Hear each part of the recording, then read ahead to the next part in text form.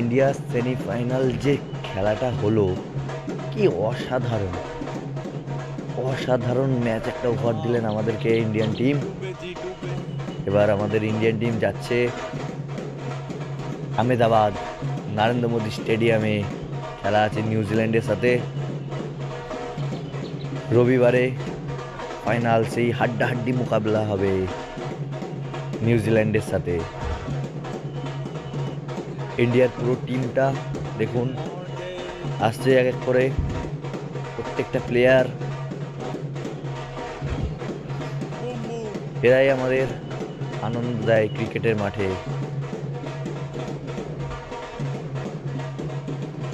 দেখুন ইন্ডিয়ার পুরো টিমটাকে।